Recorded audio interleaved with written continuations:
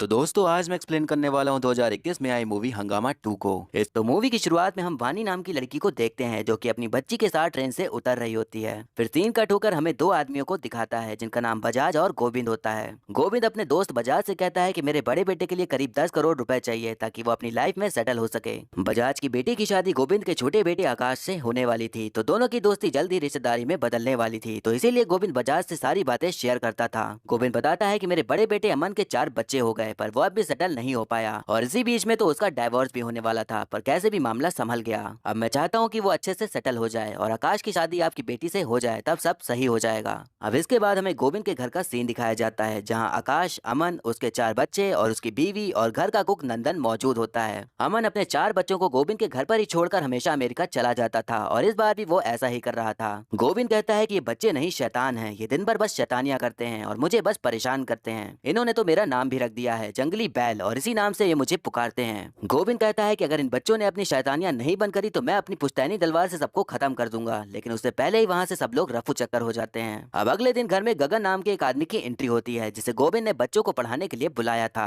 गोविंद बताता है कि इससे पहले जो टीचर्स थे वो सब बच्चों की वजह से भाग गए और शहर का कोई भी स्कूल इन्हें एडमिशन नहीं देता। इससे आप समझ सकते हैं कि ये कितने शैतान हैं, तो अब आपको ही इन्हें पढ़ाना और सुधारना है। गगन कहता है कि आप चिंता मत करिए, मैं इन्हें अपनी छड़ी के दम पर बिल्कुल सीधा कर दूंगा। अब हमें राधे नाम के आदमी को दिखाया जाता है जो कि पेशे से लॉयर होता है और वो अपनी जवान बीबी अंजलि पर हमेशा शक करते रहता है। उसे लगता है कि उसके जाने के बाद घर पर कोई मर्द आता है, तो वो घर में एक कैमरा फिट कर देता है ताकि उसे पता चलता रहे कि घर पे कौन आता है। कुछ ही देर बाद हम देखते हैं कि कैमरा अपनी पोजीशन से लुढ़क जाता है, तो अब अगर कोई भी आएगा तो उसका फेस नहीं दिखेगा। अब राधे अंजलि को ऑफिस छोड़ने के लिए अपनी स्कूटर पर बैठाकर उसे ले जाने लगता है, लेकिन रास्ते में ही उससे बहस हो जाती है, तो वो अपने फ्रेंड और बॉस आकाश के साथ कार में निकल जाती है। अब गगन बच्चों को पढ़ा रहा होता है, तो बच्चे उसे झूठ बोलने लगते हैं कि जो हमारे दादाजी जंगली बैल हैं वो आज आपका मर्डर करने वाले हैं। रात में उनके अंदर भूत घुस जाता है और फिर वो सबको मारने लगते हैं, इसीलिए पहले वाले जो टीचर्स थे वो उनकी वजह से ही भाग गए। गगन को उनकी बातों पर यकीन तो नहीं हो रहा होता, पर उस बारे में अब वो सोचने लग जाता है। अब सभी लोग साथ में खाना खा रहे होते हैं, तो बच्चे गोविंद को गगन के खिलाफ भड़काने लगते हैं, ये कहकर कि वो आपकी पुश्तैनी तलवार की बेइज्जती कर रहा था और आपको बहुत बुरा भला कह रहा था।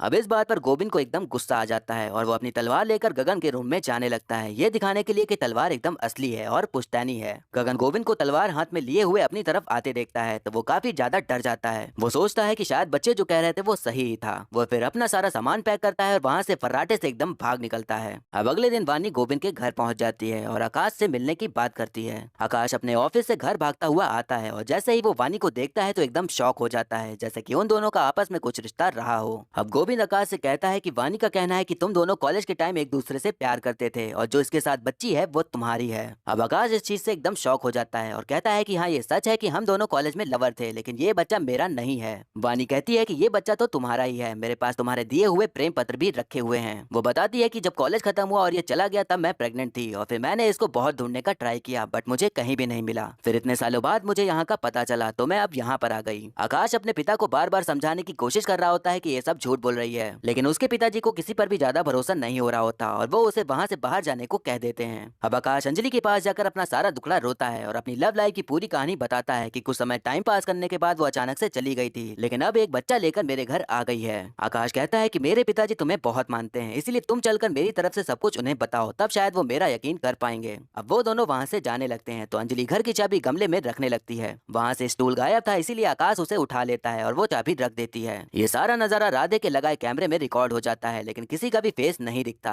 अब अंजलि जाकर गोविंद को समझाने का ट्राई करती है, पर गोविंद उसकी भी कोई बात नहीं सुनता और उसे कहता है कि ये बात किसी को भी नहीं पता चलनी चाहिए, वरना आकाश की जो बजाज की बेटी के साथ शादी तय हुई है वो टूट जाएगी। अब राधे घर वापस आ जाता है, फिर वो अपने कैमरे को चेक करता है तो उसे अंजलि को उठाते हुए एक आदमी नजर आता है, पर उसे कोई आइडिया नहीं था कि वो आकाश है। वो बस छोटी सी क्लिप देखकर कुछ और ही मतलब समझने लगता है। वो फिर गौर करता है कि आदमी ने लाल कलर के मोजे पहने हुए हैं, तो वो उसी के सहारे आदमी को ढूंढने का सोचता है। अब हमें एक फ्लैशबैक सीन दिखाया जाता है जहाँ आकाश बाथरूम में नहा रहा होता है और वानी एकदम घबराई हुई उसके रूम पर आती है। वो उसे जल्दी से बाथरूम से निकलने को कहती है, पर जब आकाश बाथरूम से बाहर आता है तो वो उसे दिखाई नहीं पड़ती और एक जगह पर लिखा होता है कि हेट यू चीटर। अब आकाश कैंटीन में काम कर रहे पोपट नाम के आदमी से मिलता है और उससे वानी के बारे में पता लगाने को कहता है। पोपट बताता है कि वानी कॉलेज और हॉस्टल दोनों छोड़कर चली गई है। अब सीन फिर प्रेजेंट में आता है और आकाश वानी से जाकर पूछता है कि तुम उस टाइम तो छोड़कर चली गई थी, तो अब यहाँ क्यों आई हो? वानी कहती है कि उस टाइम मुझे जाना था तो मैं चली गई और मुझे अब आना था तो मैं आ गई, और अब आ गई हूँ तो अपने पति को तो मैं छोड़कर नहीं जाने वाली और अपनी बच्ची को उसके बाप का हक तो दिलवा कर ही रहूंगी। अब अगले दिन गोविंद के घर बजाज आ जाता है, तो उसे कुछ भी ना पता चले, इसीलिए वो उसे घर के गार्डन में ही लेकर चला जाता है। राधे बजाज के साथ ही काम करता था, तो शादी के लिए वो पंडित जी को लेकर आता है। वो सभी लोगों के मोजे चेक करने लग जाता है ताकि जान सके कि उसके घर पर आखिर आया कौन था।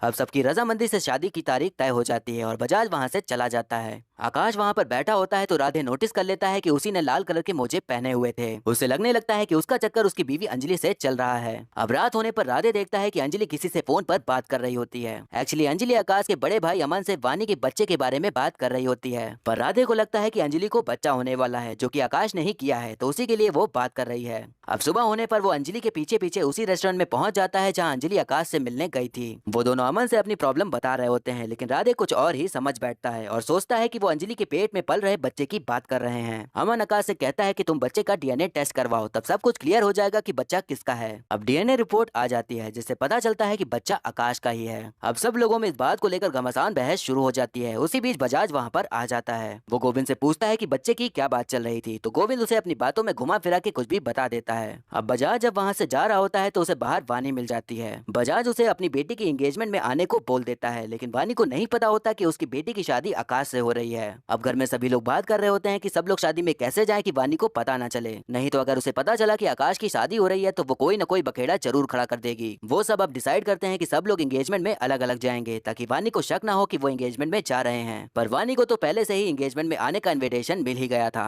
अब अगले दिन गोविंद और आकाश की बहन एंगेजमेंट में पहुंच जाते हैं, लेकिन अभी तक आकाश वहां नहीं पहुंचा होता। आकाश घर से एंगेजमेंट की जगह पर जाने के लिए निकल ही रहा होता है, तभी उससे पहले वानी तैयार होकर बाहर खड़ी होती है। आकाश को पता चल जाता है कि वानी भी एंगेजमेंट में जा रही है, तो वो कैसे भी करके झूठ बोलकर वहां से पहले निकल जाता है। नंदन वानी को एंगेजमेंट में जाने के लिए रोकता है, पर वो भी वहां से निकल जाती है। अब हम देखते हैं कि राधे खाने पीने का सामान लेकर एंगेजमेंट की तरफ जा रहा होता है, पर उसका स्कूटर खराब हो जाता है। अब आकाश को रास्ते में अंजलि मिल जाती है जो कि उसके एंगेजमेंट के कपड़े लाई हुई थी। आकाश कार के अंदर ही कपड़े बदलने लगता है और उस चक्कर में कार हिलने लग जाती है। अब डांसिंग कार का नजारा दूर खड़ा राधे देख लेता है और उसे लगता है कि अंजलि आकाश के साथ धक्का मुक्की कार्यक्रम कर रही है। अब इस बात से उसका दिल टूटकर एकदम चकनाचूर हो जाता है। अब वानी आकाश से पहले ही एंगेजमेंट में पहुंच जाती है, तो गोविंद पूरा ट्राई कर रहा होता है कि बजाज को वानी की सच्चाई का बिल्कुल भी पता ना चले। अब वहाँ आकाश आ जाता है और एंगेजमेंट के लिए बैठ जाता है, और वहीं अंजलि ट्राई कर रही होती है कि वानी आकाश की एंगेजमेंट ना देख पाए। वानी अब मंडप के पास पहुंच जाती है, पर तभी वहाँ पर नंदन आ जाता है और उससे कहता है कि तुम्हारी बच्ची पहली मंजिल से गिर गई है। अब ये सुनते ही वानी घर की ओर भागती है और जाकर देखती है तो बच्ची आराम से सो रही होती है। तब यहाँ समझ आता है कि नंदन ने उससे झूठ बोला था ताकि वो आकाश की शादी वाली सच्चाई ना जान पाए। अब अगले दिन आकाश वानी के रूम में टेप रिकॉर्डर लेकर जाता है और उसे ऑन करके वहाँ छुपा देता है। फिर वो वानी से इमोशनल बातें करके उससे पूछने लगता है कि आखिर ये बच्चा किसका है। वानी उसे बता देती है कि ये बच्चा उसका नहीं है, पर ये नहीं बताती कि आखिर है किसका।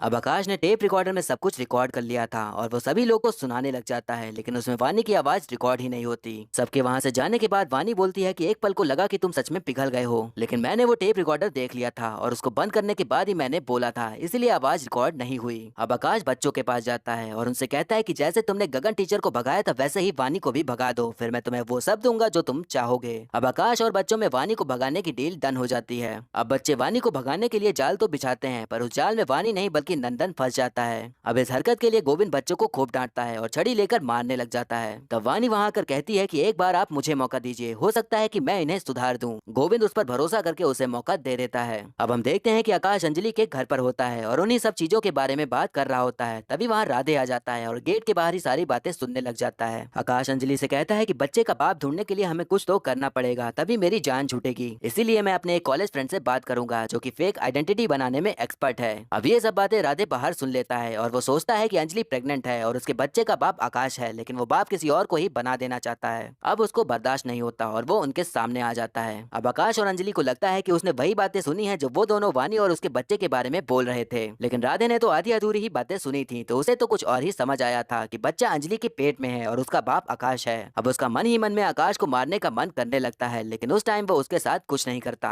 अब हम देखते हैं कि वानी बच्चों को पढ़ा रही होती है, तो बच्चों ने उसके टेबल के नीचे पटाखे लगा दिए होते हैं ताकि वानी उनसे परेशान होकर वहाँ से चली जाए। तभी वहाँ पर उसकी बच्ची गहना आ जाती है और वहीं टेबल के पास खेलने लग जाती है, तो पटाखे फूटने पर वो चल जाती है। वो उसे डॉक्टर के पास ले जाते हैं तो पता चलता है कि उसे ज्यादा चोट नहीं आई है। अब घर में गोविंद इस हरकत के लिए बच्चों को बुरी तरह डांटता है और उनसे पूछता है कि पटाखे किसने लाकर दिए थे। पटाखे के तो नंदन ने लाकर दिए थे, लेकिन वानी सारा इल्जाम अपने ऊपर ही ले लेती है। अब गोविंद उसको खूब डांट लगाता है और उससे बच्चों से दूर रहने को कह देता है। अब बच्चों को समझ आता है कि उनके लिए वानी ने सारा इल्जाम अपने ऊपर ले लिया, तो वो उसका ये प्यार देखकर एकदम पिघल जाते हैं। अब बच्चे धीरे धीरे अपनी शैतानियों को भुलाकर अच्छे बच्चे बनने लग जाते हैं और फिर वो अब स्कूल भी जाने लग जाते हैं। अब इस बात से गोविंद भी काफी खुश हो जाता है। अब हम देखते हैं कि राधे आकाश के पास आता है और उससे बहुत अच्छे से बात करने लगता है। वो उससे दारू पीने के लिए कहता है तो वो दारू लेने निकल जाता है। जैसे कि मैंने बताया था कि उसको आकाश को मारने का पूरा मन कर रहा था, तो वो आकाश के दारू में चूहे मारने की दवा मिला देता है। अब वो आकाश को दारू का ग्लास दे देता है, लेकिन जैसे कि हम फिल्मों में देखते आ रहे हैं वैसे ही दारू का ग्लास चेंज हो जाता है और जहर वाले ग्लास की दारू राधे पी लेता है। राधे ने पहले ही एम्बुलेंस को कॉल कर दिया था आकाश के लिए, लेकिन अब उसको ही एम्बुलेंस में लेटकर हॉस्पिटल जाना पड़ता है। अब आकाश अपने कॉलेज फ्रेंड पोपट से मिलता है, जो कि वानी का फेक पति बनने वाला था। उसने ऐसे पेपर्स तैयार किए थे कि कोई झुटला ही नहीं सकता था कि वो वानी का पति नहीं है। अब पोपट वानी का पति बनकर आकाश के घर पहुंच जाता है और सबके सामने वानी का पति होने का दावा ठोक देता है और उसके पति होने का पूरा ढोंग करने लग जाता है। वानी कहती है कि अगर तुम मेरे पति हो तो मेरी बच्ची का नाम क्या है वो बताओ। अब पोपट को बच्ची का नाम नहीं पता था।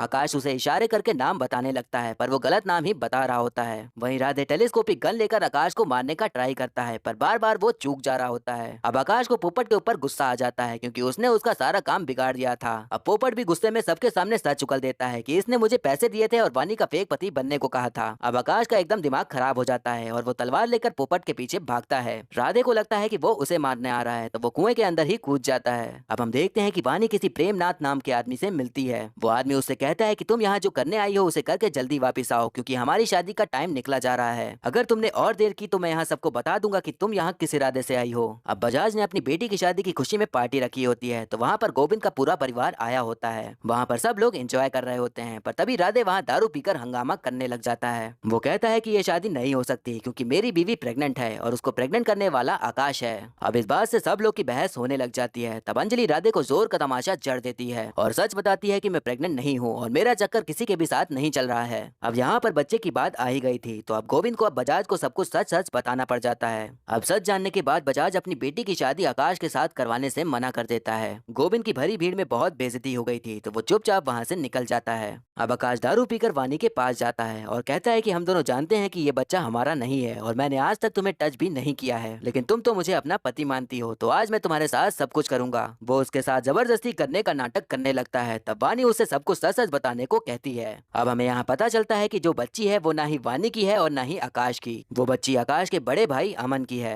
अमन का जब डाइवोर्स होने वाला था तो उसका चक्कर वानी की बहन से चलने लगा था, लेकिन कुछ टाइम बाद अमन उसे छोड़कर चला गया, लेकिन उसकी बहन प्रेग्नेंट हो चुकी थी और फिर वो बच्ची को जन्म देते टाइम मर भी गई। फिर हमें वो फ्लैशबैक वाला सीन दिखाया जाता है जब आकाश नहा रहा था, तो वानी उससे मिलने आई थी। एक्चुअली वो यही बात उस टाइम बताने आई थी, लेकिन उसने देखा कि अमन उसका ही भाई है, तो उसे लगा कि जब भाई ऐसा है तो वो भी ऐसा ही धोखेबाज होगा, इसीलिए वो उसे 3 साल पहले छोड़कर चली गई थी। यही रीजन था कि वानी यहाँ घर पर आई थी और आकाश के प्यार के सहारे वो चाहती थी कि उस बच्ची को उसका वो हक मिले जिसकी वो हकदार है। इन शॉर्ट वो चाहती थी कि गोविंद का परिवार अमन की बच्ची को अपना ले। अब ये सारी बातें जब गोविंद को पता चलती हैं तो वो अमन को बहुत हड़काता है और जोर का थप्पड़ जड़ देता है। अब अगली सुबह वानी का लेटर मिलता है जिसमें लिखा हुआ था कि वो बच्ची को लेकर जा रही है, क्योंकि वो नहीं चाहती थी कि आकाश किसी और का बच्चा अपनाकर जिंदगी उसके पीछे बर्बाद करे, भले ही वो उसके भाई का क्यों ना हो। आकाश अब भी वानी से उतना ही प्यार करता था जितना वो कॉलेज के टाइम किया करता था, तो वो उसे ढूंढने का सोचता है। वो और पूरी फैमिली पोपट के पास जाती है क्योंकि उसे ही पता था कि वानी कहाँ है। वो पता लगाता है तो पता चलता है कि वानी की तो आज शादी होने वाली है।